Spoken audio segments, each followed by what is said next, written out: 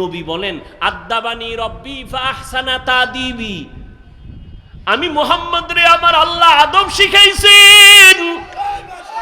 আমার আদব আমি মা মেনার গর্ভ থেকে শিখে আসি নাই, কে শিখাইছেন? তাহলে আদব এটা শিখার জিনিস, আদব শিখার জিনিস, শিখতে হয়। নবী বলেন আমাকে আল্লাহ আদব শিখাইছেন। আল্লাহর দেওয়া শিক্ষা দেওয়া আদব কত না সুন্দর, এই জন্য আদব শিখতে হয়। আদব কার থেকে শিখবে? একজন কয় বেআদব থেকে আদব শিখে নাও। আদবের সহজ তর্জমা হলো সুন্নত অনুযায়ী চলো। আদবের অর্থ কি? সুন্নত অনুযায়ী চলেন। আপনি জুতা পরবেন, আদব কি? সুন্নত যেটা এটাই আদব। মসজিদে ঢুকবেন কোন পা দিয়া? ডান পা দিয়া, এটাই সুন্নত, এটাই আদব। বুঝেন না কথা? আদব এটাই সুন্নত। বের হবেন কোন পা দিয়া? বাম পা দিয়া। বাম পা দিয়া বের হবেন, দোয়া পড়বেন, আর জুতার ভিতরে পাও যখন ঢুকাবেন ডান পাও আগে ঢুকাবেন। ডান পাও এটা কেমনে করবেন? মসজিদ থেকে বের হইতে হইব বাম পাও দিয়া, জুতায় ঢুকাইতে হইব আগে কোন পাও? এটার বিশাল ফ্যাস লাগিয়ে গেছে।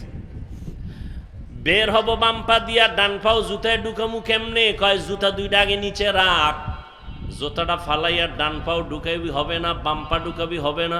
জুতাটা রাইখা পাও দুইটা জুতার উপরে রাখো, বাম পাও ডান পাও। এরপরে আল্লাহর নবীর উপরে দরুদ পইরা দোয়া পড়ো, কারণ যেই দোয়ায় দরুদ নাই ওই দোয়ার কবুলিয়ত নাই। এজন্য তুমি বের হও খালি জেলাফির সময় দরুদ, মসজিদ থেকে বের হও দরুদ, যত দোয়া আছে দরুদ আছে। দরুদ ছাড়া দোয়া কবুল হবে না। বের হইছো বাম পা দিয়া, বাম জুতার উপরে রাখো পা, রাখার পরে ডান পা বের করে ডান জুতার উপরে রাইখা এরপরে ডান পাও জুতায় ঢুকাও, আর দোয়া পড়ো বিসমিল্লাহি ওয়াসসালাতু ওয়াসসালামু আলা রাসূলিল্লাহ আল্লাহুম্মা ইন্নী আসআলুকা মিন ফাদলিক।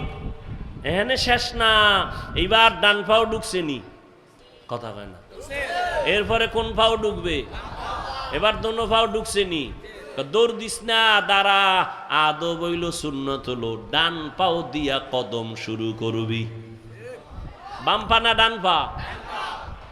এই সুন্নত না মানলে সুন্নি।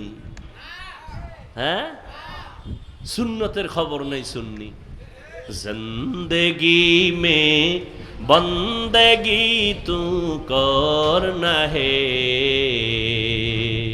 जिंदगी में बंदगी तू करना है, जिंदगी बे बंदगी शर्मिंदा है, जिंदगी बे बंदगी शर्मिंदा है। যুবক ভাইরা একটু বসবানি, অধিক সাওকা তোমরা কও না যুবকেরা বসবা না যাবা গা আগি?